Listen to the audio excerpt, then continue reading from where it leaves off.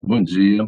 Estamos iniciando mais um Performance em Debate, que é um programa que trata da discussão e da divulgação da performance, com o apoio do SEAD-UFES e da Secretaria de Cultura da UFES, apresentação minha, Carlos Borges, apoio técnico de Josélia Andrade, Magno Buscaroli, Samara Figueiredo, abertura de Daniel Romanelli, que inclusive foi quem hoje nos trouxe os entrevistadores, o contato do coletivo NSLO,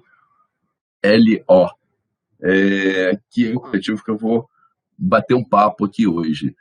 Bom dia, galera. Bom dia a todos aí. O coletivo NSLO é formado pelo Dario Rodrigues Silva, a Gina Arantia Arbelaez, Heitor Oliveira, Renan Simões e Sabrina Souza. Bom dia, gente. Bom dia a todos aí. Muito obrigado pela presença de vocês aqui no programa, dando um apoio para a gente, ajudando a divulgar e a discutir a performance. Eu queria pedir a vocês para se apresentarem, falarem um pouco como é que é a produção de vocês, como é que é o trabalho de pesquisa de vocês. Pode ser? Bom dia, obrigado pelo convite, professor Carlos. É um prazer para a gente estar aqui participando. A Gina, que é flautista, que está aparecendo justamente na imagem agora, por outros compromissos, infelizmente não pôde participar com a gente hoje, mas ela está com a gente aí nos trabalhos, né? Os álbuns que a gente está lançando. O coletivo NSLO é um trabalho de música. Nós nos conhecemos no programa de pós-graduação em música da Universidade Federal do Rio Grande do Sul, e o nosso trabalho tem como característica a exploração de aspectos da performance musical que normalmente são deixados tratados de maneira tácita, né? Então a gente se preocupa em pensar o espaço, a gente se preocupa com as questões visuais e gestuais da performance, e a gente explora também algumas questões de interação do músico com a sua audiência. E talvez aí, de uma maneira bem sintética, né, tá a ideia básica que move o nosso trabalho, e aí tem uma série de desdobramentos que a gente vai continuar conversando aí hoje. Eu sou Heitor Oliveira, compositor. Vou passar aí para o Dario para ele continuar essa apresentação inicial do grupo. Olá, bom dia. Meu nome é Dario Rodrigues Silva. Sou pianista, pesquisador. É um prazer estar aqui, né? Sempre falar de performance, sempre uma coisa muito boa e sempre muito necessária, né? Inclusive, principalmente para a gente do coletivo aí que a gente precisa desses debates, dessas constantes provocações aí, né? Eu sou pianista, né? Eu fiz o bacharelado na USP, em Ribeirão Preto, sou mestre em música pela Universidade Federal do Rio Grande do Sul e doutor em música também pela Universidade Federal do Rio Grande do Sul. Minha área de pesquisa é justamente interações entre compositores e intérpretes. Foi numa dessas que eu, inclusive, conheci o Heitor, né? A gente fez um trabalho em 2015, que é Gerações dos Mortais, uma outra obra que a gente apresentou lá em Porto Alegre, estreou em Porto Alegre, né? Que foi uma obra feita especialmente para o espaço da Biblioteca Pública do Estado do Rio Grande do Sul. E o meu interesse de pesquisa é justamente o processo criativo, né? Dessas interações, de como que os conhecimentos, o trânsito, né, desses conhecimentos, de o que gera escolhas, o que gera descartes. Então, veio a calhar essa minha entrada no coletivo, né, e onde eu posso, então, junto com os colegas aí, explorar bastante essa dinâmica, né. Enfim, a gente vai tocar nos pontos aí bem interessantes também em relação a interações e a criação musical, né, de como que acontecem as nossas criações, as nossas ideias, que elas acabam perpassando por vários aspectos, né, como o Heitor falou, que a gente sai da nossa zona de conforto, ou a gente lida com questões que não são convencionalmente tratados, né, dentro do métier convencional, do músico de concerto e tal. E aí a gente vai conversar uns pontos aí bem interessantes. Agora eu passo a passar a palavra aí ao Renan e à Sabrina.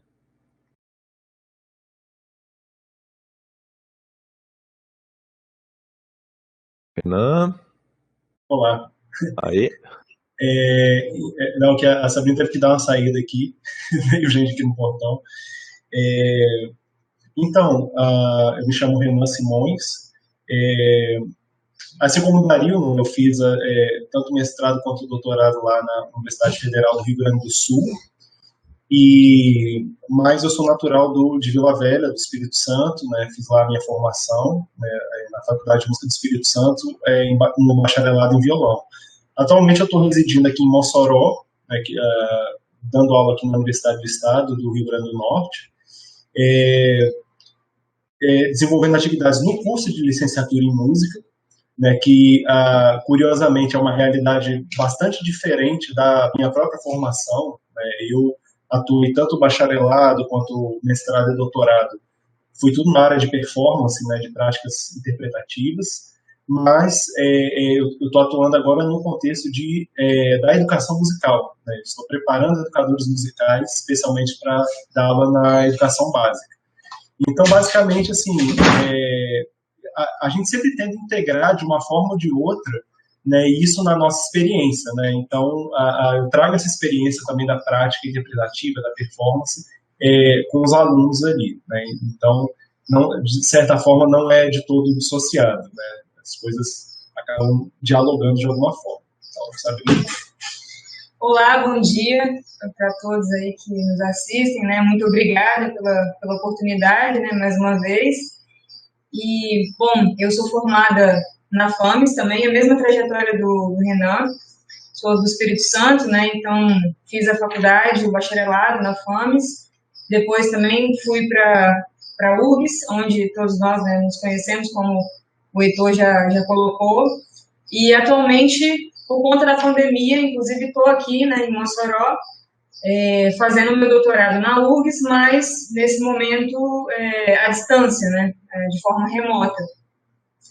E, bom, a gente, então, se conheceu nessa ocasião aí, onde teve essa estreia que o Dario colocou, né, dessa peça, e foi, para mim, o momento do primeiro contato com esse tipo de expressão, assim, né. Eu ainda preciso, inclusive, até me aprofundar muito mais, porque eu acho que é uma gama, assim, né, de estudos que tem sobre isso e de exemplos, né, musicais mesmo que tem sobre isso, e o meu primeiro contato, então, foi através do trabalho que o Dario estava fazendo com o Heitor, né, e de cara já foi, assim, algo impressionante, surreal, e eu fiquei bem tocada, assim, bem impressionada, né, e depois tivemos a felicidade, então, de conversar com o Heitor e receber, né, essa oportunidade, esse convite, né, de integrar o coletivo. Atualmente também, não cheguei a comentar, mas no meu mestrado eu fiz algo sobre interação entre intérprete e compositor também. Atualmente, no doutorado, eu ainda estou, né, tateando para ver se eu vou continuar com a mesma linha, mas eu entendo que é algo que o performer, no geral, atualmente, né, ele acaba fazendo, principalmente no nosso universo do violão, que é um instrumento onde a gente tem pouco repertório comparado com, por exemplo, com o piano, né? E existe essa necessidade de interação. Então, é algo também do meu interesse, eu acho que por isso que todos nós acabamos, né, nos unindo e conseguimos executar assim, um trabalho dessa magnitude, né? Maravilha, já está explicado porque o nome do coletivo, como NSLO, porque são pessoas de locais bem diferentes, trabalhando de forma interativa. Eu queria que vocês falassem um bocadinho sobre esse processo de trabalho de vocês, esse processo de criativo, as produções de vocês, explicassem porque é um projeto de extensão, o público às vezes não é iniciado, mais voltado para artes visuais e tudo. Queria que vocês falassem como é que é essa relação, como é que são as produções de vocês. Pode ser? Bem, o processo de trabalho do coletivo NSLO foi construído por vários fatores, essas nossas experiências, né, que os colegas colocaram, a questão da interação compositor-intérprete, que é um campo que está sendo muito discutido e explorado, e também em função das contingências reais aí do nosso projeto, né. Eu resido em Palmas, no Tocantins, sou professor da Universidade Federal do Tocantins, terminei o doutorado lá no mesmo programa onde nós nos conhecemos, e estava retornando para continuar o meu trabalho aqui no Tocantins, quando o projeto do coletivo NSLO foi contemplado pelo edital do Itaú Cultural.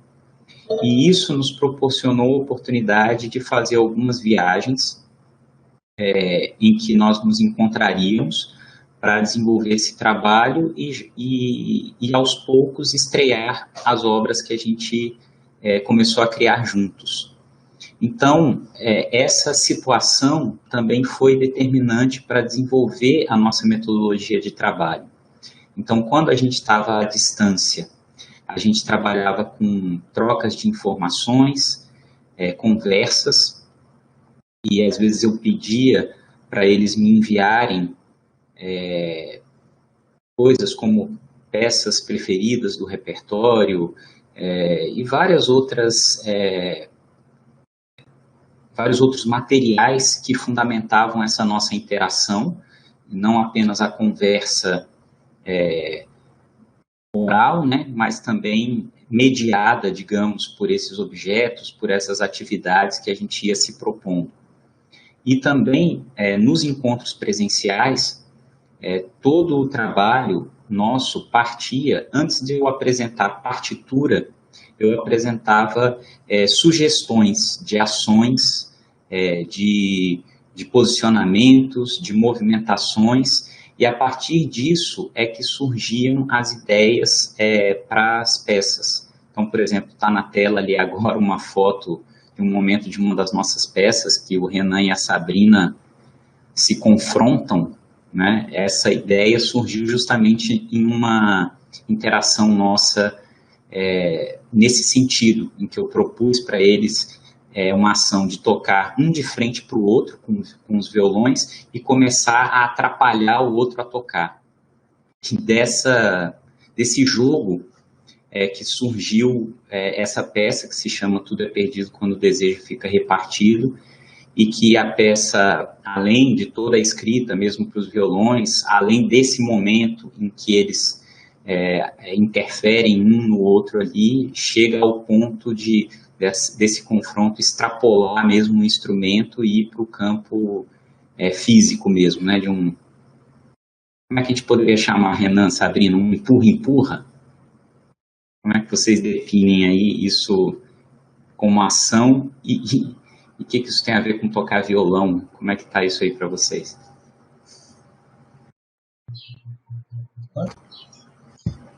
Sim, justamente isso, né? Que é interessante a gente olhar esses frames e buscar na memória de onde que isso surgiu, né?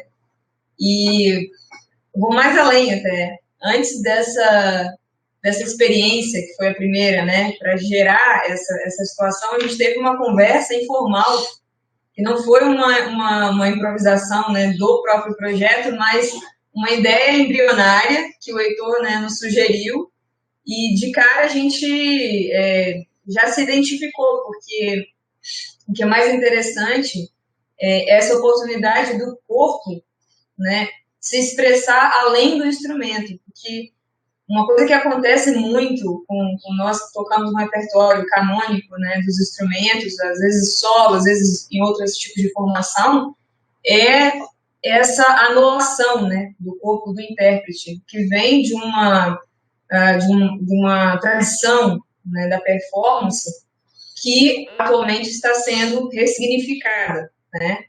Então, existe um controle técnico, né, uma necessidade de você observar o próprio corpo a todo momento e, de certa maneira, impedir movimentos voluntários, né, involuntários que sejam, E isso acaba aprisionando um pouco, né, das sensações, dos sentimentos que viriam naturalmente, porque existe essa necessidade de se preservar a técnica. Então, é uma escolha, é sempre aquele cobertor curto, né?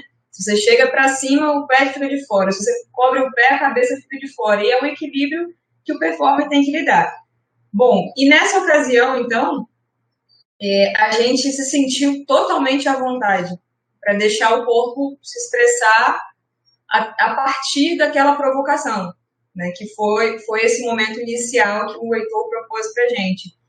E foi muito interessante porque eu acho que a gente nunca conseguiu reproduzir, né, essa improvisação tal qual naquele momento, mas depois ela foi ganhando forma e a gente foi vendo quais que eram os limites e a gente foi vendo que, na verdade, aquilo era extremamente prazeroso, assim, porque você deixar o corpo falar, né, além do instrumento, dá uma gama assim, né, de oportunidade de expressão que vai realmente além dessa situação que a gente já estava acostumado. Então, é claro que é assustador, né? A gente teve até alguns relatos assim aqui de pessoas que viram isso ao vivo, né? Ninguém espera que duas pessoas com roupa de concerto, claro, fazendo uma música contemporânea, mas que do nada levante, né? Não tenha mais os instrumentos e partam para um confronto, né? Então, isso gerou sentimentos e sensações também no público que a gente não tinha dimensão de que poderia acontecer, né? Isso é um pouco da minha impressão, poderia dizer até mais coisas, mas se você quiser comentar. Primeiro, que é uma coisa interessante dessa peça, e que meio que é algo frequente, até da própria construção das peças do coletivo, é a questão de que existe algo que fundamenta a peça, mas quando nós tocamos ela em público, a gente não espera que o público saiba exatamente o que aquilo está representando. Né? Então, essa peça especificamente, esse duo de violão, né, que na verdade é para casal de violonistas, né, esse duo ele é baseado no Macbeth de Shakespeare.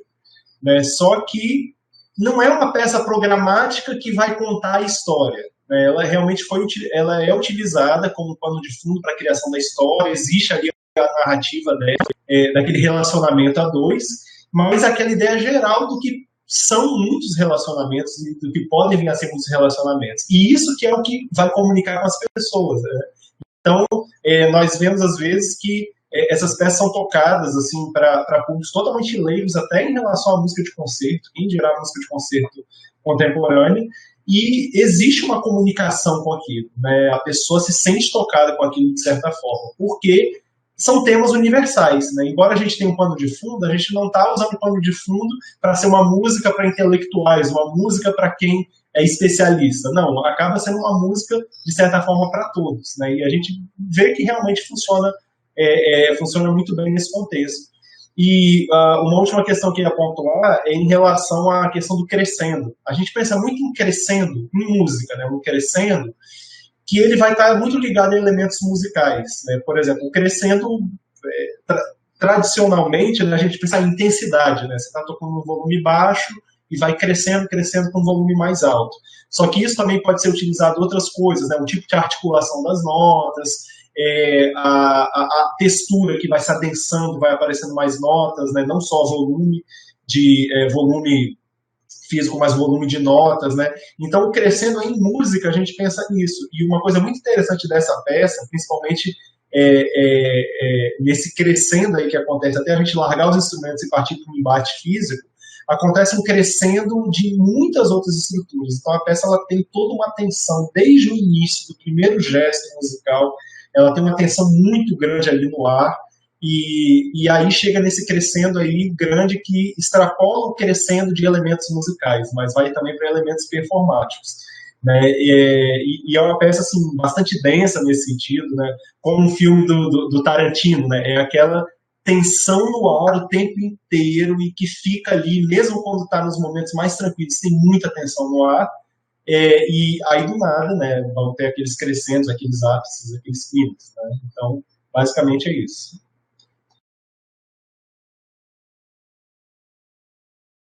Muito legal essa explicação de vocês, que a gente fica imaginando, assim, quando o Renan falou agora, eu fiquei pensando no Macbeth, sem o Macbeth, né? A partir da trilha sonora, né? Aquela criação total, aquele impacto todo que geralmente, sei lá, você vê nos filmes de suspense, tudo é feito pela música, não sei o quê, só que sem aquela narrativa, né? Criado só com gestual, tirando esse coisa que, né? Eu imagino que seja muito interessante. Eu acho que as pessoas aqui devem estar imaginando isso também.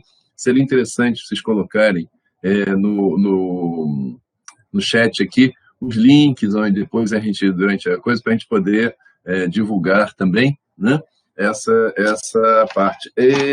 Eu ouvi vocês conversando e me parece que às vezes também rola uma interação com a plateia. Isso acontece?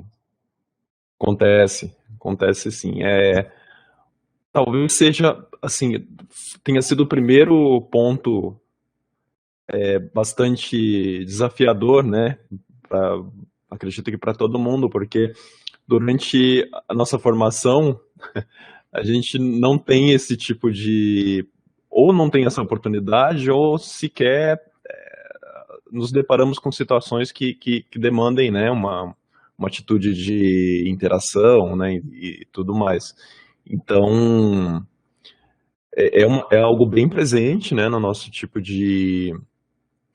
nas nossas criações, e justamente porque a própria interação acaba gerando material musical, sabe? E de performance também, né? A maneira como eu interajo ou não interajo com uma determinada pessoa que está ali no palco, a convite, ou com a plateia em geral, acaba também repercutindo em escolhas musicais, gestuais, ou às vezes até mesmo questões cenográficas, né? Um ponto muito interessante que inclusive a Sabrina estava falando, né, daqueles tópicos e elencando, é a experimentação, né? Como que a experimentação ela é importante no nosso processo, porque é justamente ela que permite vir à tona, né, vir à superfície detalhes muito representativos de cada um do coletivo, né? Então, por exemplo, o modo como a Sabrina e o Renan, eles entram naquela disputa ali, naquela contenda, né, durante a peça, é pensado a partir do modo como eles começaram a gesticular, a dialogar nas nossas experimentações, né? Então é um modo do Renan e da Sabrina, né? Pensado a partir dos dois e para os dois.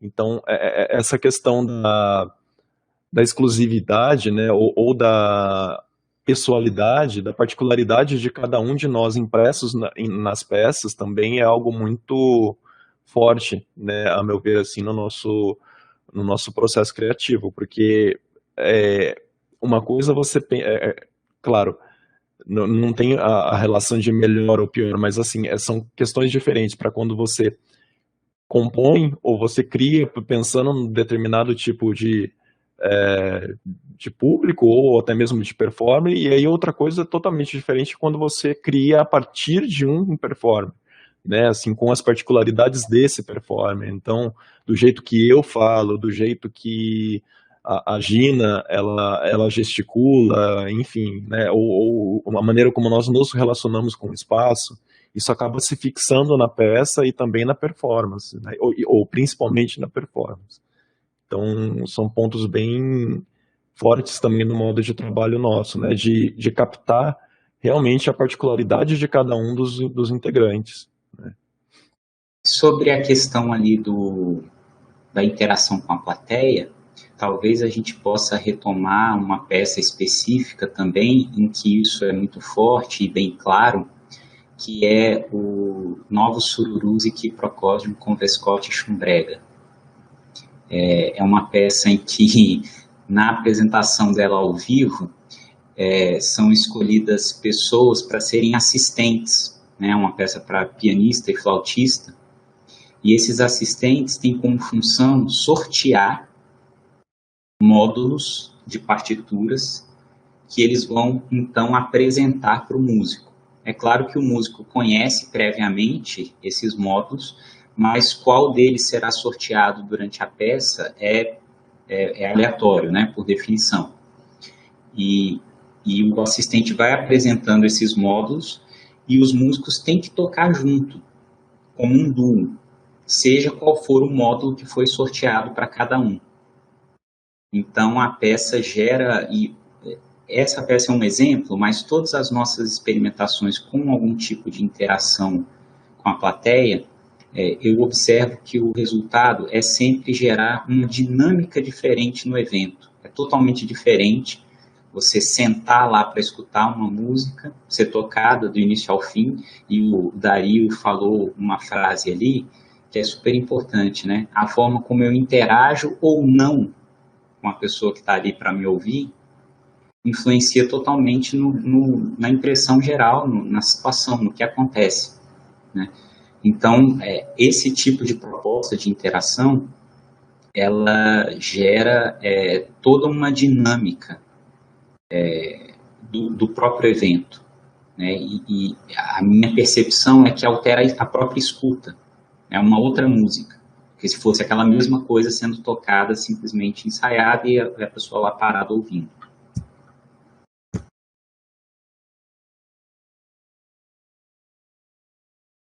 Maravilha. Eu estava pensando aqui, quando vocês estavam falando, né, que, assim,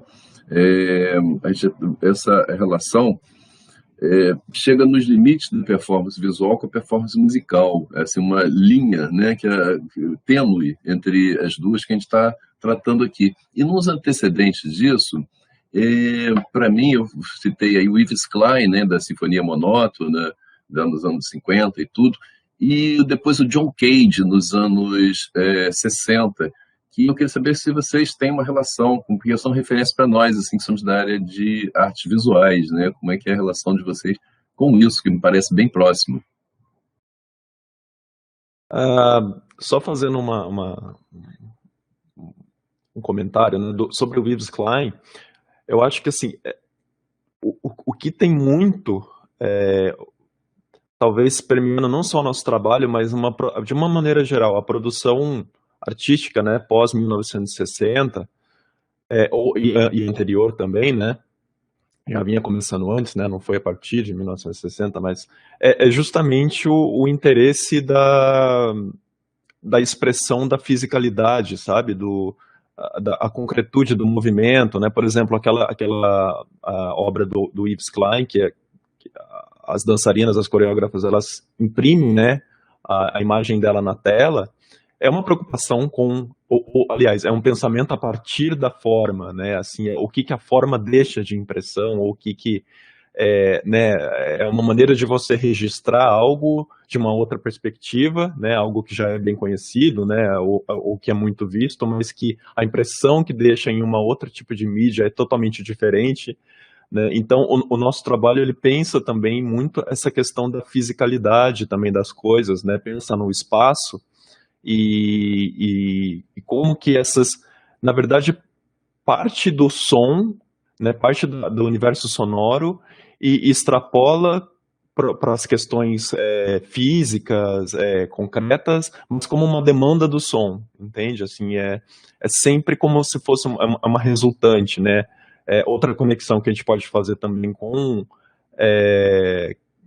outros grupos, né, com o Chão Ferro, por exemplo, o importante do trabalho deles é o som, entende? Assim, e aí é que tá talvez a ligação mais, para mim, que foi de maior surpresa, assim, quando eu conheci, né, as obras do Chão Ferro, é que a questão visual, ela surge, ela emerge do como que o som é produzido, né? Então, por um exemplo, a instalação deles que é com sacola plástica, que eles ligam no motor, eles estão preocupados com a questão do som, ou seja, do som daquele objeto, daquela sacola plástica, friccionando, né, com a parede, com o motor, só que a questão visual daquela instalação, ela resulta também em uma exposição artística, né? Então, o visual vem como uma consequência, um efeito, né, da necessidade de produzir aquele som. Então, Isso é uma coisa que também é muito pertinente ali no nosso trabalho, lá em Gerações dos Mortais, que é uma peça que eu trabalhei com o Heitor em 2015. Um exemplo seria o meu figurino. No meu figurino tem várias coisas penduradas, vários penduricalhos, assim, objetos que eu vou utilizando durante a movimentação. Só que eu levo os objetos porque eu preciso daqueles objetos. E por eu precisar, durante minha movimentação, acaba fazendo vários barulhos, sabe? Como se eu fosse uma espécie de uma presença fantasmagórica que vai arrastando uma corrente por aquele lugar, assim, né? É que e isso, claro, gera uma situação de performance, que daí depois o Heitor pode falar, que é algo que é uma questão muito consolidada e presente no trabalho dele. Isso acaba gerando uma cenografia, uma teatralidade, né, de uma pessoa com várias coisas penduradas, aquela presença quase que fantasmagórica e aqueles barulhos, mas na verdade eu carrego porque eu preciso dos objetos, entende? Então é uma questão bem representativa, assim, né, do nosso modo de trabalho, assim, né, das coisas que resultam em situações de performance ou resultam em teatralidades ou cenografias, mas como um efeito de um pensamento musical que nós tivemos, e aí ficam essas coisas aí, né, que também entra naquilo que o Renan tinha falado, né, da gente esperar que as pessoas usufruam dessas entre aspas, essas pontas sem nós para poder fazer as conexões que elas quiserem, né, e acaba resultando numa coisa bem divertida, né, num sentido comum, assim, né, num sentido bem artístico mesmo, né. Em relação a essa... pode falar. Não, sem dúvida, do ponto de vista da música, o John Cage é o grande elo histórico aí e de posicionamentos estéticos que fundamenta qualquer avanço da música nessa direção, né? O exemplo que é inevitável citar ali sobre o John Cage é a peça 4 minutos e 33 segundos, né? Que a partitura solicita ao intérprete que fique em silêncio durante esse tempo.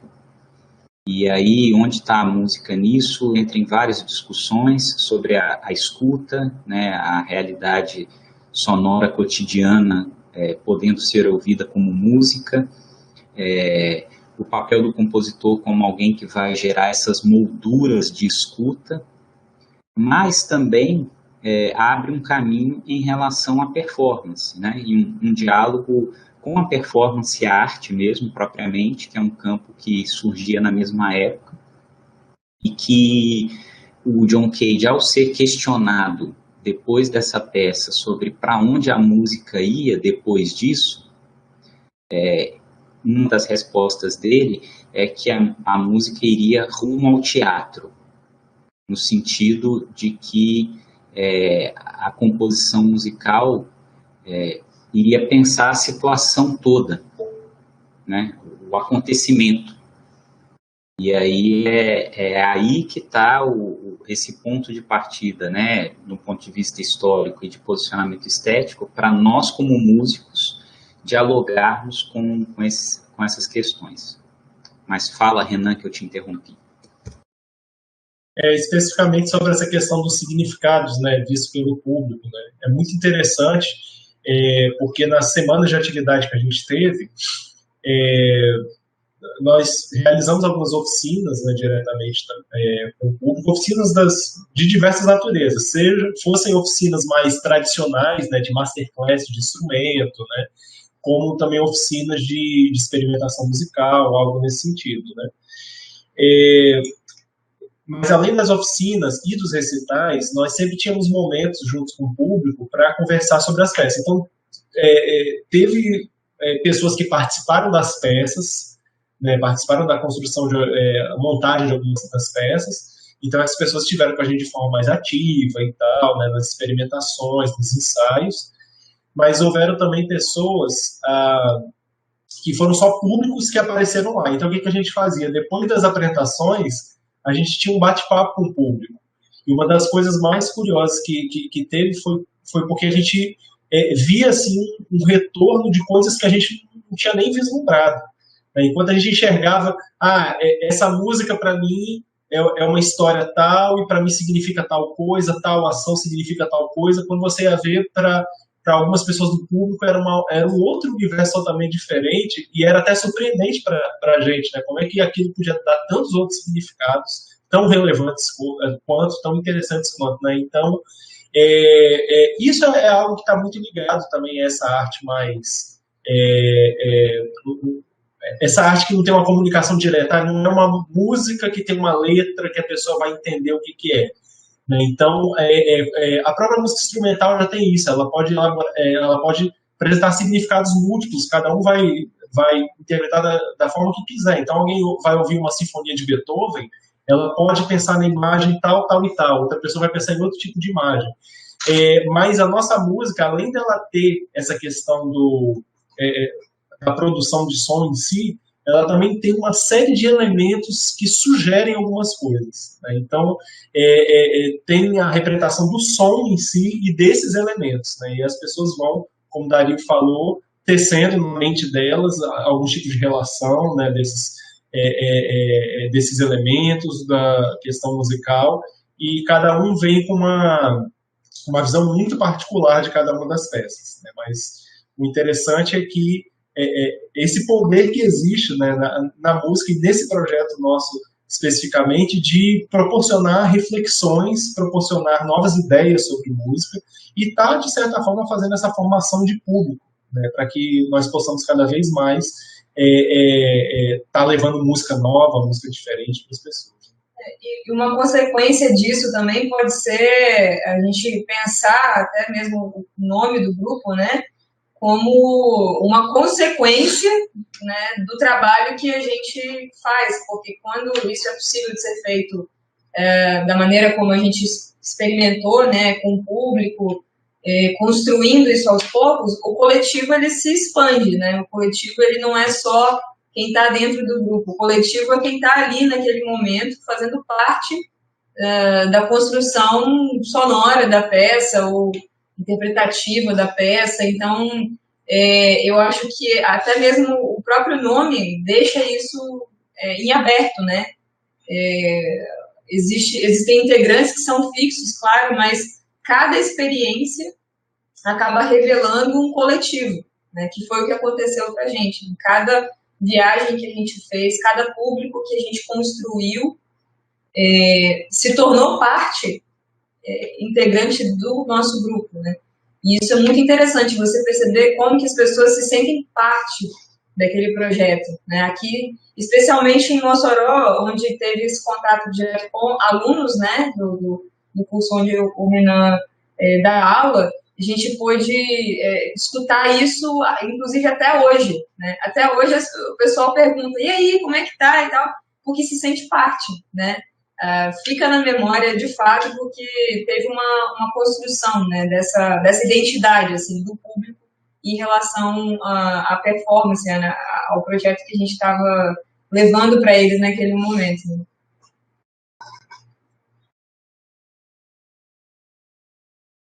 Incrível isso, né? Assim, muito original a proposta de vocês. Eu acho assim, fico muito contente de poder tomar conhecimento disso e dividir isso com o público, né? Queria aproveitar esse gancho da Sabrina para perguntar sobre as oficinas de criatividade sonoras, que parece que mistura um pouco com a produção de vocês. Inclusive, depois vocês chegam na questão das partituras gráficas. Eu pedi ao Magno para botar um exemplo aí na tela também para a gente. Né? Para a gente poder dar uma olhadinha e pedir para vocês comentarem um pouco como é que é isso, como é que é esse processo, pode ser?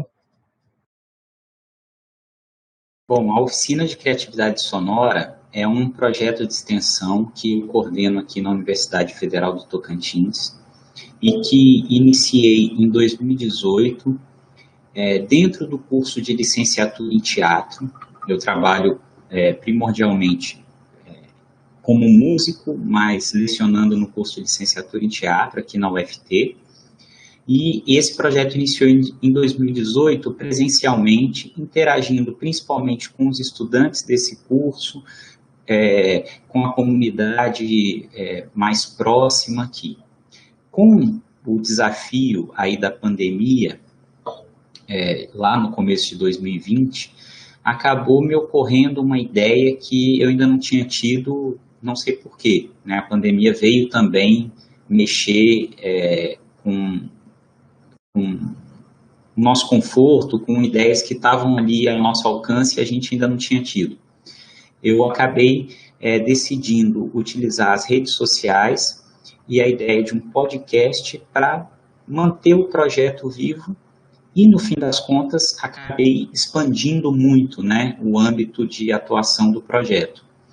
Então, a mecânica inicial dessa versão online da Oficina de Criatividade Sonora era a seguinte: eu divulgava nas redes sociais e com contatos pessoais por todo o Brasil e tal, esse tipo de imagem que está aparecendo aí na tela, que são partituras gráficas, e eu pedia que as pessoas respondessem enviando áudios, né, que elas produzissem a partir da leitura que elas fizessem dessas imagens.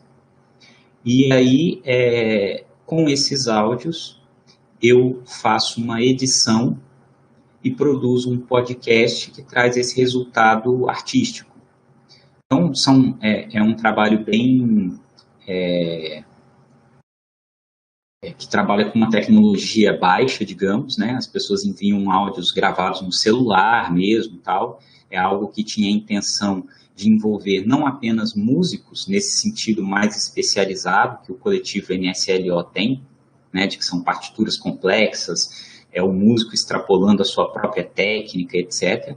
A Oficina de Criatividade Sonora amplia isso, e a partitura gráfica ocasionou muitas coisas diferentes. Então, as pessoas me mandavam gravação de sons cotidianos, gravação de declamações de poesia, gravações de paisagens sonoras do seu entorno, e também gravações instrumentais. Então, no caso, especificamente, teve uma série de 4 episódios lá no início do projeto, que eu convidei mesmo diretamente os colegas do coletivo NSLO para contribuírem, e cada um deles contribuiu com um episódio específico naquele momento inicial, e aí foi essa dinâmica que foi criada. O projeto continua ativo, vocês podem encontrar aí no Spotify, etc., Oficina de Criatividade Sonora.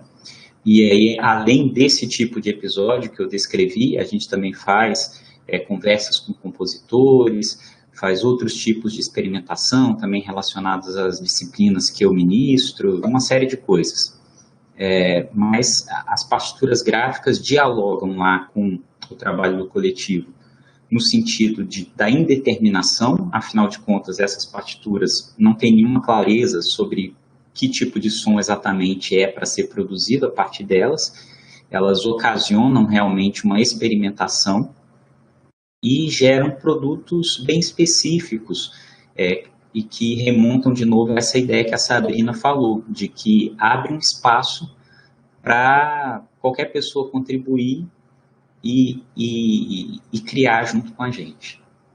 Aí eu acho que o Dari, o Renan, a Sabrina, todos eles que participaram, podem, de repente, falar sobre impressões mais específicas, né, das partituras e de como é essa leitura, essa contribuição, e talvez também como conecta com o trabalho do coletivo. Uma coisa que... um aspecto assim, que eu vejo muito forte, né, não só... no nosso trabalho, mas eu acho que na demanda geral do intérprete que se aventura, né, em música contemporânea, é justamente essa extrapolação de fazer leituras musicais que não sejam em partitura, né, porque o tempo todo a gente está lidando com intersecções com outras áreas, com coisas teatrais, com estímulos visuais, né, no nosso próprio trabalho do coletivo. Muitas vezes a gente tem que fazer esse tipo de conexão, né, de como que a minha performance, as minhas nuances sonoras, elas vão fazer parte daquele ambiente, daquela atmosfera que nós criamos ali, ou daquele cenário que nós pensamos, né? Então, todo momento esse tipo de vínculo, né? E é uma coisa muito interessante que acontece com essas partituras visuais, é que, por exemplo, né, falando do repertório para piano, né? É muito comum a gente ver sempre estímulos metafóricos, né? Nossa, em Debussy, por exemplo, nos prelúdios, ele faz todo o tempo relações, né, com imagens, por exemplo, como se fossem passos na neve, como se fossem perfumes no ar, né? São estímulos, ideias, né, que para te levar a uma atitude sonora, a uma escolha sonora, né, de uma maneira bem poética, né? Então sempre tem esse trânsito, né, da nossa formação rumo a uma metáfora e a absorção dessa metáfora para utilizar como material das nossas performances.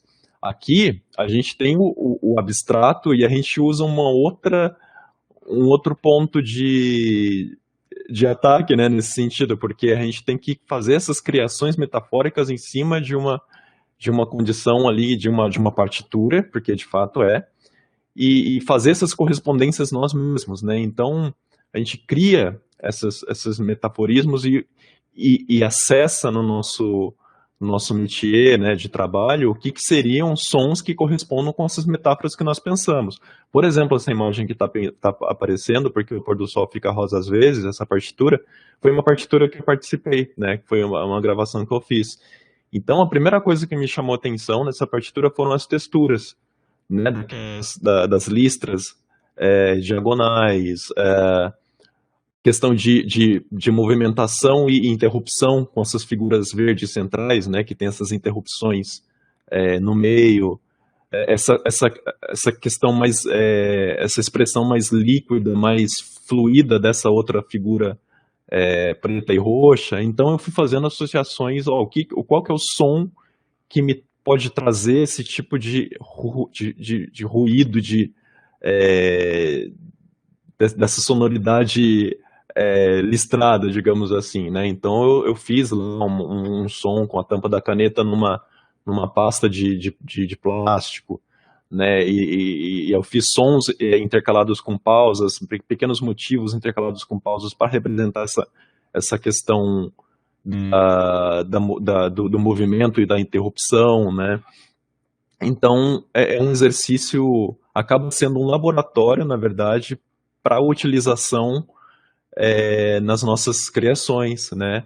Porque o tempo todo a gente tem que estar lidando com essas estruturas que fogem completamente daquela coisa mais canônica, mais convencional da partitura, né? Então é uma coisa bem interessante que acaba resultando em uma expansão muito significativa para nossas ferramentas, né, expressivas dentro do coletivo e fora também, evidente. Especificamente eu participei da partitura, né, gráfica E a gente está como. Né, essa partitura, eu nunca tinha tido nenhuma experiência nesse sentido, né, de transpor algo visual, assim, totalmente visual, sem nada de partitura, sem nada do que a gente está acostumado de símbolo, né, transpor isso para o instrumento em som. Realmente foi uma experiência muito nova para mim. E essa imagem específica, a primeira coisa que eu observei é que ela tinha uma linha embaixo, ao longo dela toda, uma faixa. Então, essa faixa especificamente, eu pensei, não, isso aí me parece ser algum ruído, alguma coisa grave, profunda, ali, ruidosa, que vai ficar o tempo inteiro. Então, eu falei, não vou fazer isso com violão e tal, eu vou pegar algum sample de alguma coisa. Peguei exatamente um vídeo na internet que tinha um ruído de vinil o tempo inteiro. Então, deixei aquela faixa ali, interpretando aquela faixa lá embaixo, né, como se fosse algo grave acontecendo. E os elementos que tinham nesse desenho, eu pensei ele especificamente relacionado com elementos musicais diretamente. Então, o desenho ele é composto por vários pontinhos de um lado e alguns traços contínuos no outro, os traços curvos. Então, eu já fiz uma relação direta, né? Os pontinhos seriam notas curtas e os traços notas mais sustentadas, longas, e como elas tinham uma certa sinuosidade, eu pensei em uma nota com vibrato, né, e não uma nota pá, mas uma nota pá, que tem uma certa oscilação. Né, então eu fiz essa relação, né, então deixei um som contínuo, os pontinhos, notas curtas e esparsas, né, as linhas sinuosas, transformei em notas longas, com vibrato, com pausas entre elas, e no final, ali, né, tinha uma peça de dominó com o número 5 e o número 6, que aí eu já transpus exatamente para a questão do ritmo, né, pensei no ritmo de 5 e de 6, alternado algumas vezes, né, então, o que eu fiz basicamente foi transportar essa ideia, né, do que seria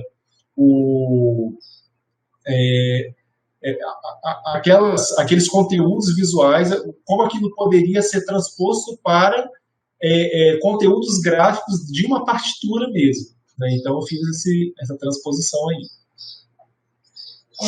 Muito interessante, né? A gente nunca tinha tido essa conversa de como que cada um pensou a partitura, né? Porque eu acho que cada pessoa pode ter uma interpretação diferente daquela imagem a partir do arsenal, tanto de ferramentas com instrumento ou até mesmo das próprias vivências, né? Cada um vai interpretar uma imagem de maneira diferente. E estava me passando agora pela cabeça aqui que quando a gente vai construir uma interpretação de uma peça com uma partitura, né, do tradicional, vamos colocar assim, muitas vezes a gente tem que fazer o esforço contrário, né? A gente tem um estímulo, tem uma ideia, né, do que seria aquela música, às vezes já escutou alguma gravação ou não, daí você tem um script, né, um roteiro, que é a partitura tradicional, mas que não contém todas as informações, e a partir dessa partitura você precisa, então, às vezes, provocar em você mesmo, ou o professor faz isso, né, ideias de imagens, de sentimentos, de cores, de sensação, né, e é muito interessante que aqui o processo ele acontece a partir já desses estímulos que não são a partitura tradicional, e a partir disso seria até possível escrever, né, o que foi feito, o que foi improvisado ou criado numa partitura. Daí, claro, eu teria que utilizar, né, uma simbologia para isso. Então, é muito interessante porque é um processo de uma forma diferente, mas que também ajuda a gente a se fazer perguntas, que é uma coisa que o intérprete muitas vezes não consegue fazer.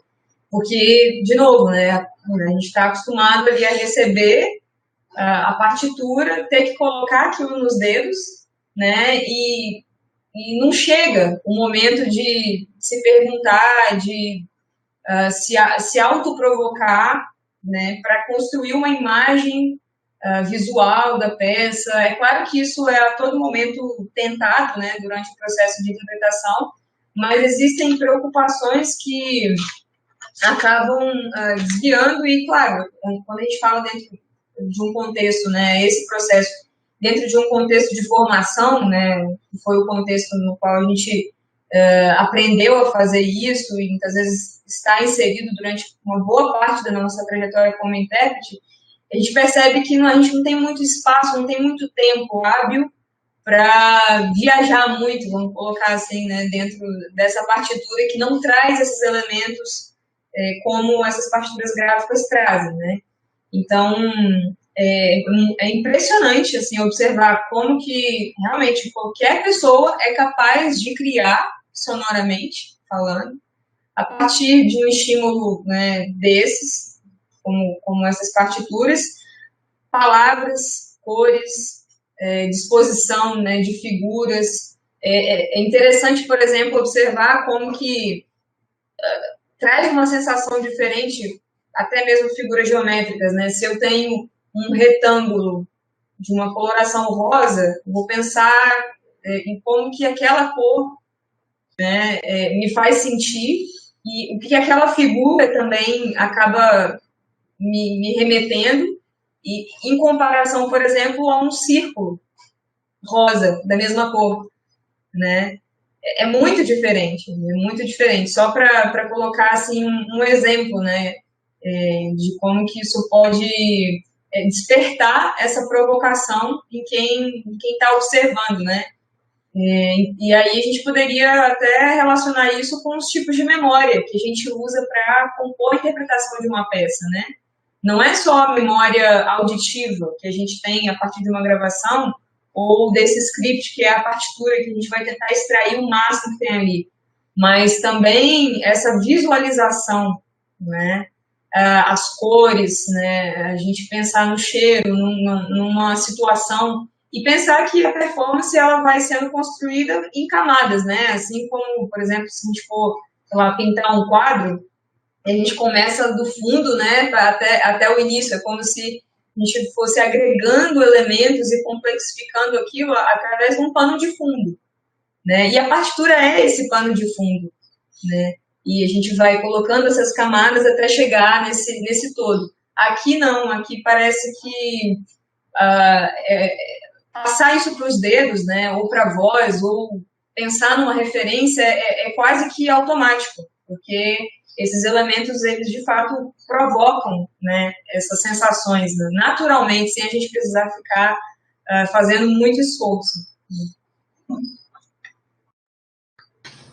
Eu acho que é interessante também sobre as partituras gráficas, só pontuar, né, que no projeto da Oficina de Criatividade Sonora, quem produzia as partituras gráficas era eu e um músico e artista visual, que também transita aqui pelo Tocantins, chamado Léo Peroto.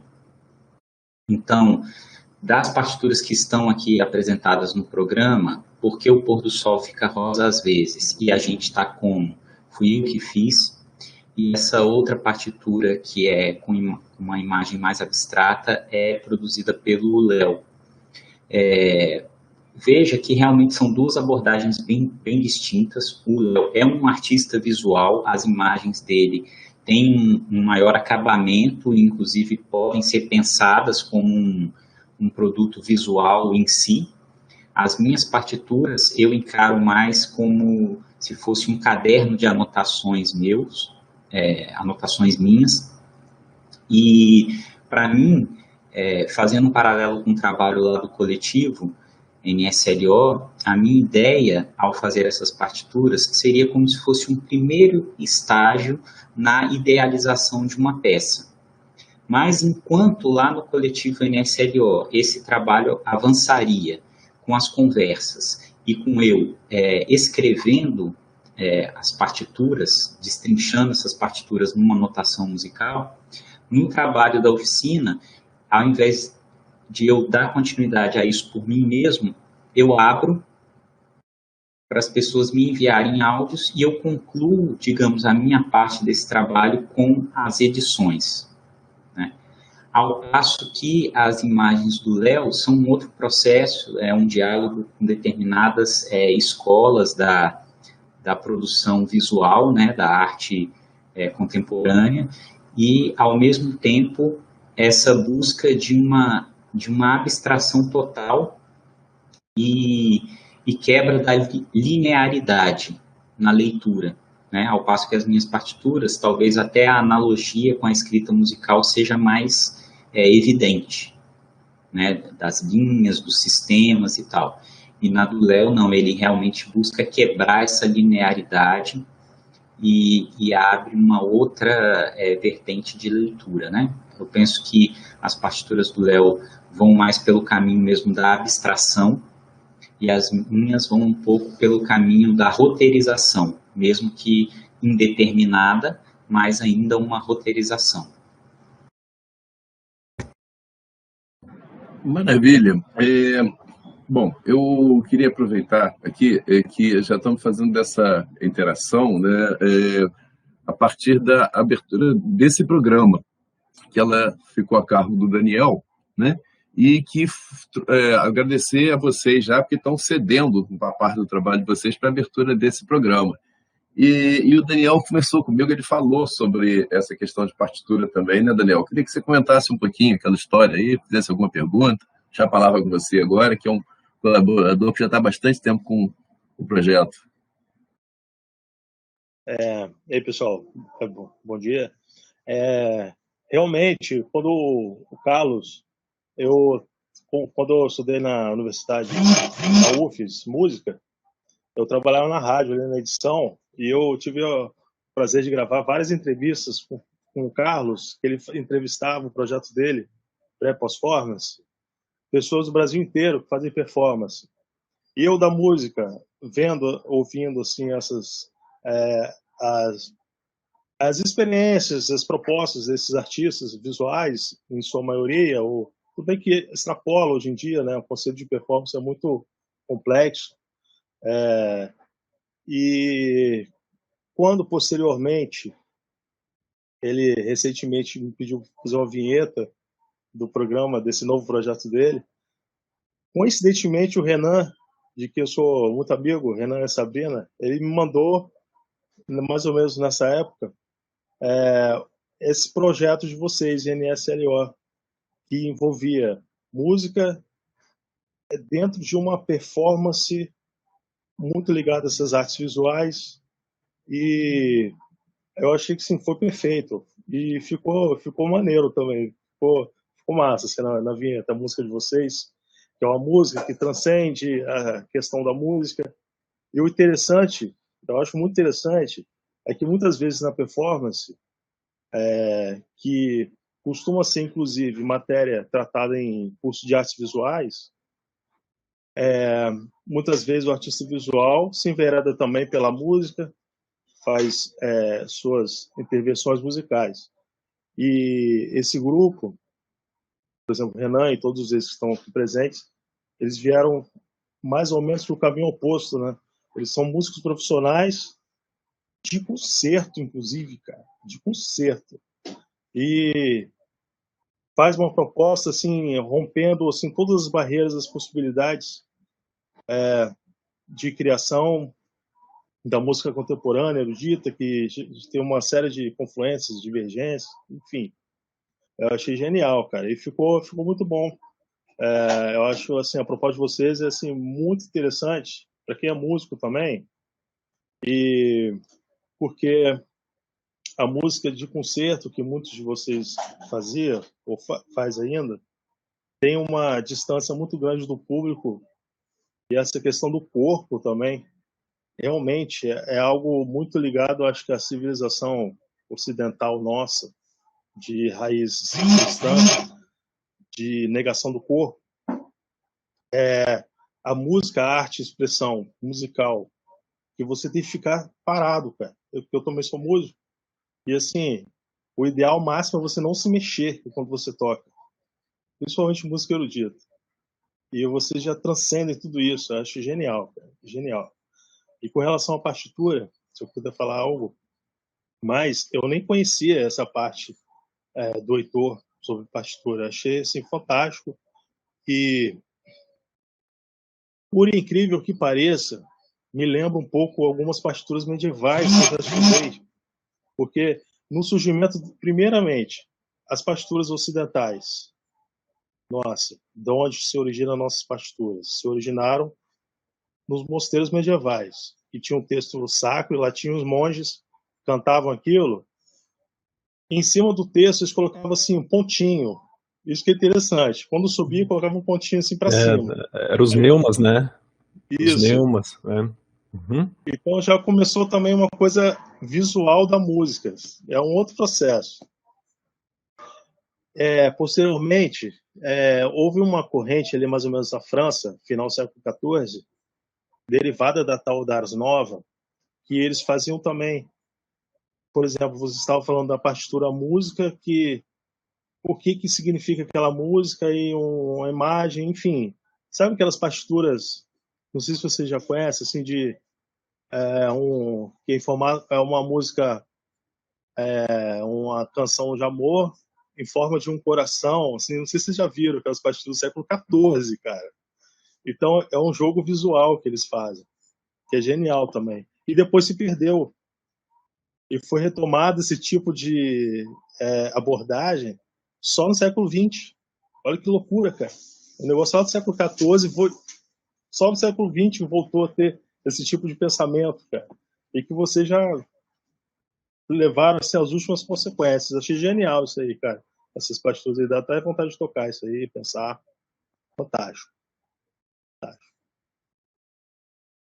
Eu acho que um ponto bem importante que o Daniel tocou é a relação entre a ideia de afastamento, né, com o público, assim, que inclusive foi um dos, né, motivadores para a minha entrada em música contemporânea, porque uma coisa que sempre me questionou, assim, né, que sempre critiquei, foi justamente essa segregação, né, do intérprete no palco, plateia para lá, e aí ficam dois universos assim totalmente diferentes, e inclusive a questão da interação com o público que a gente faz é uma parte que para mim é muito satisfatória, justamente que quebra, né, essa distância, e engraçado assim, né, que convencionou-se a gente chamar de partitura notas no pentagrama, né, mas de fato a questão de leitura musical, ela tem que extrapolar e muito essa ideia de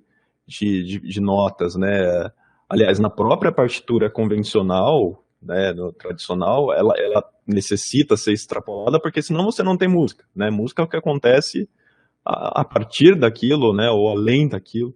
Então, esse movimento de sempre estar buscando essas leituras, né, e vai dando para a gente um acúmulo de ferramentas e para justamente também voltar para o repertório convencional e repensar, né, coisas que a gente estava formatadas na cabeça de uma maneira e fazer essa desconstrução. Ela acontece esse desmonte, né, do nosso próprio processo de performance, sei lá, de peças que a gente tocou há 5 anos atrás, Le Tombeau de Couperin, Sonata de Mozart, essas coisas, a gente revisita a partir desse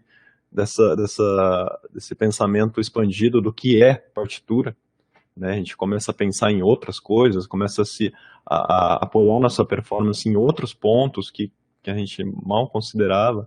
Então é um processo bem gratificante e eu acho que é muito necessário, né? E não necessariamente só para o músico contemporâneo, sabe? Para o músico também que está focando em repertórios convencionais, canônicos, ele também deve fazer esse exercício, né, de uma imersão em outros campos, justamente para se expandir, porque como o Daniel falou, é aquela coisa, né, a gente é músico, entra, senta no piano, toca, agradece, levanta.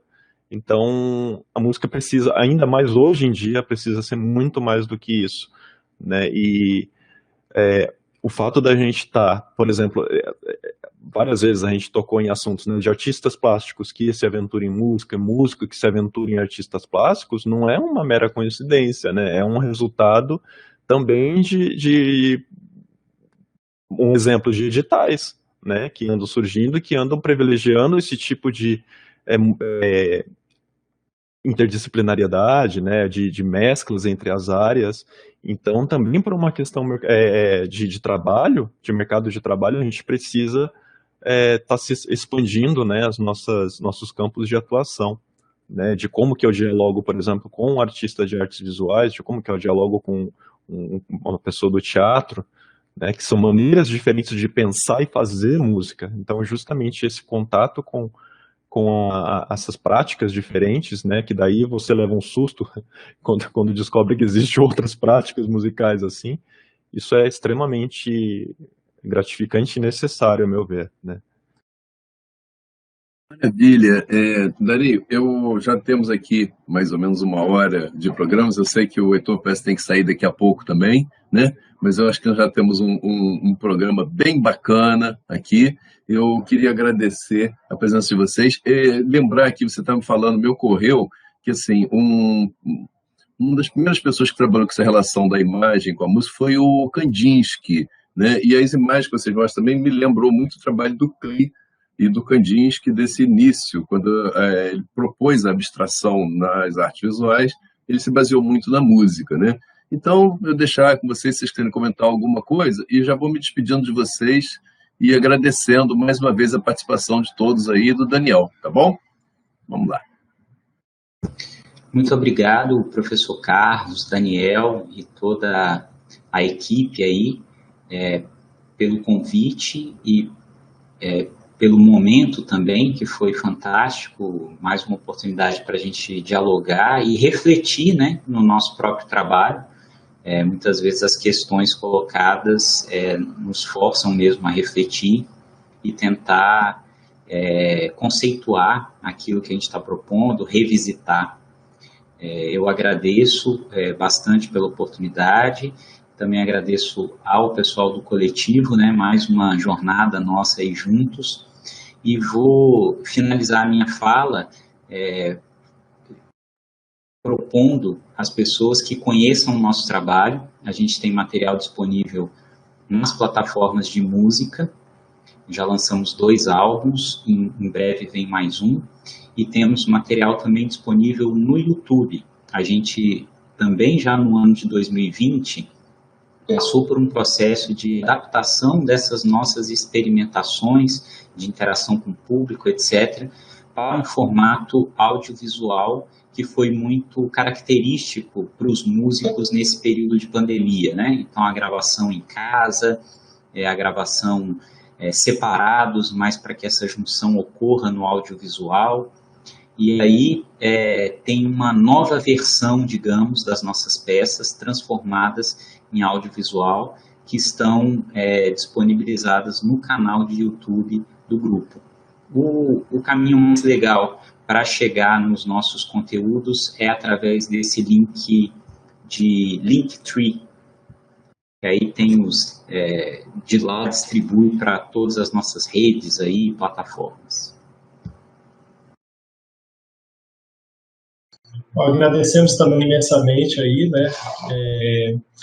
Eu acredito que as reflexões aqui de hoje, né, foram muito boas, muito ricas para a gente, como a gente disse, né? Como a gente é retroalimentado pelo público, pelas suas reflexões, acho que todas as vezes que nós temos conversas assim profundas sobre esse trabalho nos ajuda bastante. E só finalizando com um comentário do que o Daniel falou, né? Agora que a gente está resgatando algo que parece que foi deixado lá atrás na Idade Média. Não só a questão de partituras mais gráficas, e de algo também que era, até pela falta de partitura, era mais indeterminado, mas também a própria prática de experimentação e improvisação pelo músico que lê partitura, que também foi outra prática que se perdeu.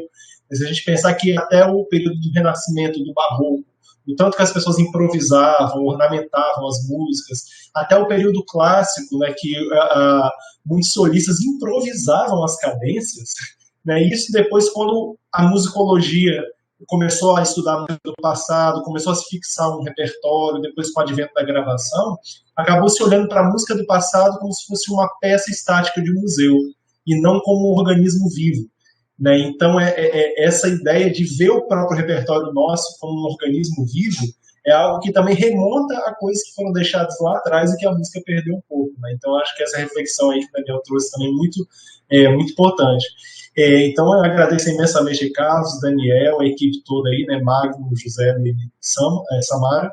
Né? Agradecemos demais aí pela oportunidade. Né? Também gostaria de agradecer, né, a oportunidade, como o Heitor e o Renan já comentaram, né? Para a gente é sempre muito rico assim, esse processo. Isso alimenta o nosso trabalho, né? Com certeza fomenta cada vez mais que a gente continue mesmo, né, a produzir conteúdos assim.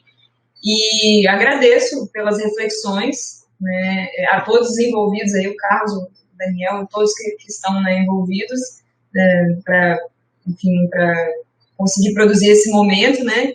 E também me tocou um pouco essa questão do Kandinsky, do Polpé, porque recentemente eu interpretei uma peça do Brauer, né? Que é um violonista que compõe para o instrumento e também para outras formações, que ele compôs isso baseado nos quadrados mágicos, né? Do Polpé. Então, é muito interessante como que esses artistas, né, visuais compunham pensando em música, e aí você vê um músico do século, né, 20, agora 21 está vivo ainda, né, fazendo esse processo com a obra, né, desses artistas. Então, isso é inspirador e, enfim, nos motiva muito, né, escutar informações como essa, né. Então, muito obrigada. E se reforçamos aí que todos acompanhem os links, né, os lançamentos nossos em vídeo e áudio, né, através do Linktree, certo?